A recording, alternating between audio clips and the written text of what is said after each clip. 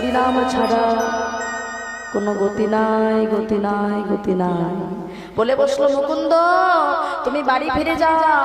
গৌর হরি বলি বসলো সংসার ধর্মটা হলো শ্রেষ্ঠ ধর্ম, তাই আমি তোমায় বলছি তুমি বাড়ি ফিরে যাও, কবিরাজি চিকিৎসা করো, গোপীনাথের সেবার মধ্যে দিয়ে তুমি আমায় পাবে। ও মায়েরা, কবিরাজি মানে কি গো?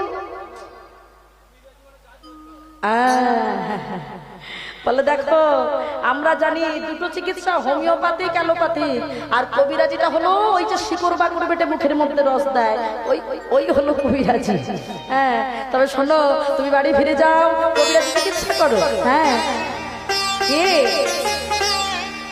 আর গোপীনাথকে তুমি সেবা দেবে, তার মধ্যে থেকেই তুমি আমায় পাবে। যাওয়ার দেরি করো না, সংসার ধর্ম বড় ধর্ম, তুমি সংসার ধর্ম পালন করো। ফিরে যাও, ফিরে যাও শ্রীখণ্ডে, ফিরে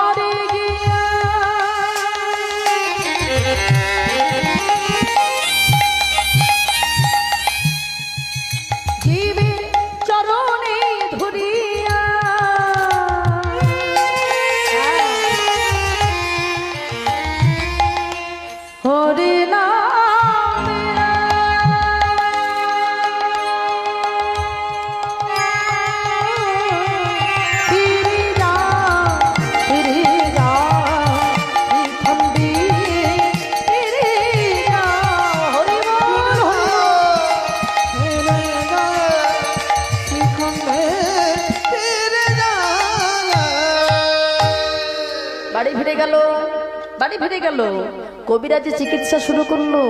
হ্যাঁ গো বাবা, মহাপ্রভুর কথাই যেহেতু চিকিৎসা করছে, এমন সুনাম ছড়িয়ে বলল সারা বাংলার মানুষ যায় তার কাছে চিকিৎসা পেতে। ঠিক সেই সময় সারা বাংলাকে শাসন করছেন একজন মুসলমান নবাব হোসেন শাহ। সেই হোসেন শাহের হলো একদিন পেটে তীব্র যন্ত্রণা, কিছুতেই রোগ ভালো হচ্ছে না। একজন মন্ত্রী বলল হুজুর একজন কবিরাজের সন্ধান পেয়েছি, তবে সেই কবিরাজ কোনো রাজা জমিদারের বাড়ি যায় না, তার কাছে গিয়ে চিকিৎসা পেতে হয়। শুধু তাই নয়, তার কাছে যারা বিনা পয়সায় চিকিৎসা পেতে যায় সেই গরিব দুঃখী মানুষের চিকিৎসা আগে হয়, আর যারা দেখায় আমি বড় লোক, আমার অনেক টাকা, তার চিকিৎসা সবার শেষে। ও বাবা, এরকম আছে নাকি আজকাল? কি বলেন? টাকা দেখালে নাকি লাইনে শেষে দাঁড়াতে হবে বাবা।